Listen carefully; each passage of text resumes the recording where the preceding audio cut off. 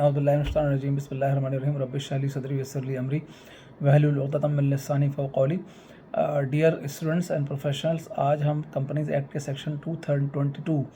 223 हम डिस्कस कर रहे हैं। 223 बेसिकली फाइनेंशियल स्टेटमेंट के हवाले से है और उसमें जो है रेगुलेटरी टाइमलाइंस दी गई हैं कि आप जो कोई भी कंपनी जो अंडर द कंपनीज एक्ट क्या कहते बनती है उसके लिए क्या रिक्वायरमेंट है कि वो कितने दिनों के अंदर जो है वो फाइनेंशियल स्टेटमेंट को बनाना है उसको और बोर्ड को प्रेजेंट करना है, ऑडिट कराना है, क्या टाइमलाइंस हैं। तो ये सेक्शन के अंदर बताया गया। दूसरा क्या कहते बताया गया अगर कोई कंपनी अगर टाइमली नहीं बना सकती है और वो चाहती है कि कोई एक्सटेंशन मिल जाए तो क्या किस कंपनी को, किस कैटेगरी की कंपनी को कितने टाइम के लिए एक्सटेंशन मिल जाती है और उसके लिए क्या कहते हैं उसको किस अथॉरिटी के बिफोर क्या कहते हैं अप्लाई करना पड़ता है। तो ये सारी चीज़ें क्या कहते हैं इसके अंदर हम डिस्कस करेंगे। उसके अलावा क्या कहते हैं इस सेक्शन में क्या कहते हैं ये बताया गया है कि जी क्या टाइमलाइंस है हर साल क्या कहते हैं वो अकाउंट्स को क्या कहते हैं बनाने की। और इस तरह क्या कहते हैं अगर क्या कहते हैं फर्स्ट अकाउंट हो तो उसकी क्या रिक्वायरमेंट होगी। उसके अलावा क्या कहते हैं अगर क्या कहते हैं अकाउंट्स टाइम पे नहीं बनाए गए तो क्या पेनल्टी होगी। तो सारी चीज़ें क्या इसके अंदर क्या डिस्कस की गई हैं। ये बड़ा कॉम्प्रहेंसिव सेक्शन है और इसमें जो है एग्जामिनेशन पॉइंट ऑफ व्यू से जो है मल्टीपल क्वेश्चंस के तरह से क्वेश्चंस क्या कहते हैं बनते हैं, मुख्तलिफ एंगल से क्या कहते हैं क्वेश्चंस पूछे जाते हैं और जो प्रैक्टिकल पॉइंट ऑफ व्यू से भी इसकी बहुत सिग्निफिकेंस है, इसलिए कि लिस्टेड कंपनीज़ में, प्राइवेट कंपनी, लिमिटेड कंपनीज़ के अंदर टाइमलाइंस क्या कहते हैं फॉलो होती हैं। Particularly with reference to the listed companies इसकी क्या कहते हैं बहुत ज़्यादा क्या कहते हैं इम्प्लीकेशंस क्या कहते हैं और उसको जो है रिक्वायरमेंट होती है कि ये जो है टाइमलाइंस को फॉलो किया जाए, चूँकि इसके साथ डिफरेंट रेगुलेटरी रिक्वायरमेंट्स भी अटैच होती हैं। तो आइए क्या कहते हैं हम डिटेल स्टडी करते हैं सेक्शन 223 की। 223 सेक्शन जो है वो फाइनेंशियल स्टेटमेंट्स के क्या कहते हैं हवाले से है और उसमें बोर्ड के ऊपर ये रिस्पॉन्सिबिलिटी सेक्शन ने डाली है कि the board of every company must ले before the company in annual general meeting in its financial statement for the period in case of first such a statement since the incorporation of the company and any other case since the preceding financial year made up to the date of close of financial year adopted by the company। यानी पहला section ये कहता है कि जी board की responsibility है कि जो कंपनी के अकाउंट्स हैं वो बोर्ड के बिफोर क्या कहते हैं प्रेजेंट किए जाएंगे और जो एनुअल जनरल मीटिंग होगी उसके अंदर भी क्या कहते हैं प्रेजेंट किए जाएंगे। अगर कोई कंपनी पहले मरतबा इनकॉर्पोरेट हुई है तो वो क्या कहते हैं भी बोर्ड में आएगी, फर्स्ट बोर्ड मीटिंग के अंदर क्या कहते हैं प्लेस होगी। और अगर रेगुलर कंपनी है, पुरानी कंपनी है, हर साल क्या कहते हैं उसके अकाउंट्स बनते हैं तो वो क्या कहते हैं पिछले फाइनेंशियल जो क्लोज हो उससे लेकर के करंट फाइनेंशियल ईयर तक की रिक्वायरमेंट। अब डिफरेंट फाइनेंशियल ईयर्स क्या कहते हैं फॉलो होते हैं। ज़्यादातर कंपनीज जून के क्लोज को क्या कहते हैं जून के जो है जून 30 उसको क्लोजिंग ईयर क्या कहते हैं कंसिडर करती हैं। बहुत सारी कंपनीज ऐसी हैं कि जो 31 दिसंबर को करती हैं, जैसे बैंकिंग कंपनी है, इंश्योरेंस कंपनी है, इस तरह की कंपनीज जो हैं वो 31 दिसंबर को करती हैं। नॉर्मल जो मैन्युफैक्चरिंग कंपनी होती हैं वो 30 जून को फॉलो करती हैं। इस तरह कुछ स्पेशलाइज कंपनीज होती हैं उनके 30 सितंबर को भी अकाउंट्स क्या कहते हैं क्लोज होते हैं। तो जो भी अकाउंट्स क्लोज हों, चाहे 30 जून को अकाउंट क्लोज हो, चाहे 31 दिसंबर को अकाउंट क्लोज हो, चाहे किसी कोई स्पेशलाइज ईयर के अंदर क्लोज हुआ हो, उसके लिए सबसेक्शन 2 ये कहता है कि the financial statement must be laid down with in a period of 120 days following the close of financial year of the company. यानी अगर कंपनी के अकाउंट्स 30 जून को क्या कहते हैं क्लोज हो रहे हैं तो 30 जून से 120 दिन जो कि अक्टूबर की आखिरी तारीखें क्या कहते बनती हैं, ठीक है ना, उस तक क्या कहते हैं अकाउंट्स जो है वो एनुअल जनरल मीटिंग के अंदर प्रेजेंट होना मैंडेटरी है। अब एनुअल जनरल मीटिंग के अंदर जब वो अकाउंट अक्टूबर में, फॉर एग्जांपल हम आसानी के लिए समझ लेते हैं आपको समझाने के लिए कि जी फॉर एग्जांपल समझ लें कि एक कंपनी के अकाउंट 30 जून को क्लोज में और 31 अक्टूबर को प्रेजेंट होने हैं एजीएम के अंदर। 31 अक्टूबर को एजीएम है, या एक कंपनी के अकाउंट दिसंबर में हुए हैं और अप्रैल 30 को उसकी एजीएम है। एक रफली जो 120 डेज़ 1-2 दिन कम बनते हैं, आपको समझाने के लिए क्या कहते बता रहा हूँ मैं। तो अगर क्या कहते हैं अकाउंट्स क्या कहते हैं जब प्रेजेंट होते हैं तो जाहिर है कि उस अकाउंट्स को प्रेजेंट होने से पहले हम एजीएम के रिक्वायरमेंट पढ़ चुके हैं कि जो 21 डेज़ बिफोर जो नोटिस निकलता है और वो तमाम मेंबर को सर्कुलेट होता है। इसका मतलब ये हो कि अगर 31 अक्टूबर को 30 जून के अकाउंट्स क्लोज में हैं और 31 अक्टूबर को अगर एजीएम होनी है तो उससे क्या कहते हैं 21 दिन पहले अकाउंट्स मेंबर को सर्कुलेट हो जाने चाहिए। यानी 9 अक्टूबर को क्या कहते हैं वो अकाउंट्स ड्राफ्ट फाइनल होने के बाद क्या कहते हैं मेंबर्स को सर्कुलेट हो जाना चाहिए, ताकि क्या कहते हैं जब मेंबर्स क्या कहते हैं जब आएँ एजीएम में तो उससे पहले बोर्ड मीटिंग हो चुकी होती है और एजीएम में फिर वो अकाउंट प्रेजेंट किए जाते हैं और फिर डिविडेंड वगैरह की अप्रूवल जो होती है वो इस अकाउंट्स में क्या कहते हैं ली जाती है।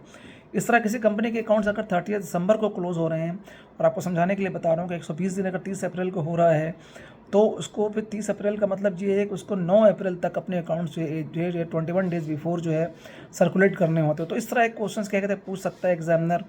तो एक तो ये वो बता रहे हैं कि जी क्लोज जो अकाउंट, एक तो अगर फर्स्ट एनुअल जनरल मीटिंग है तो आपने क्या कहते हैं जो 30 जून के बाद क्या कहते हैं जो आपका आ रहा होगा फर्स्ट एजीएम उस पर भी कर सकते हैं और 18 महीने का टाइम भी क्या कहते हैं ले सकते हैं। लेकिन क्या कहते हैं अगर रेगुलर मीटिंग हो रही है यानी हर साल अकाउंट्स बनते हैं तो पिछले जो अकाउंट्स क्या कहते हैं क्लोज हुए हैं उसके यानी 30 जून के अकाउंट्स थे तो अगले साल 30 जून के ख़त्म होने के बाद 120 दिन के अंदर अंदर आपको अकाउंट्स एजीएम में प्रेजेंट करने पड़ेंगे। और इसके साथ साथ क्या कहते हैं आपको सारी जो फर्दर रेगुलेटरी रिक्वायरमेंट्स हैं उनको आपको फुलफिल करना पड़ेगा। अब यहाँ पे एक प्रोविजो है, जैसा कि मैंने इस लेक्चर के स्टार्ट में बताया था कि बाज़ वक्त ऐसा होता है कि कुछ ऐसे सर्कमस्टांसेस हो जाते हैं कि कंपनी अपने अकाउंट्स को टाइमली नहीं बना पाती कोई भी रीज़न की वजह से, जो जेन्युइन रीज़न है। तो फिर क्या कहते हैं वो जो है वो जो अगर कोई स्पेशल रीज़न हो गया तो लिस्टेड कंपनी होगी तो कमीशन को, और अगर अदर कंपनी होगी यानी प्राइवेट कंपनी होगी तो या नॉन लिस्टेड कंपनी होगी तो वो जो है रजिस्ट्रार को अप्लाई कर सकती है 30 डेज़ के एक्सटेंशन के लिए कि जी हमसे अकाउंट्स क्या कहते हैं नहीं बन रहे हैं। उसकी एक सेपरेट रिक्वायरमेंट्स है, वो भी अपने एक अलग वीडियो के अंदर हम डिस्कस कर चुके हैं। तो वो उस रिक्वायरमेंट को फुलफिल करके जो रजिस्ट्रार फिर उसको अलाउ कर देता है कि जी वो 30 डेज़ डिले के साथ यानी 120 दिन के बजाय 150 दिन के अंदर क्या कहते हैं अपने अकाउंट्स को क्या सबमिट कर दें। अब क्या कहते हैं वो लॉ सेक्शन 3 ये कहता है कि जी एनी सर्कमस्टांसेस में चाहे आपने नॉर्मल अकाउंट्स बनाए हैं चाहे आपने एक्सटेंशन लिया है, subject to the provision of subsection 2 the first financial statement must be laid down at some date not later than 16 months after the date of incorporation of the company and subsequently once at least in every calendar year। यानी अगर पहले accounts हैं तो आप maximum जो है delay कर सकते हैं एजीएम करने के लिए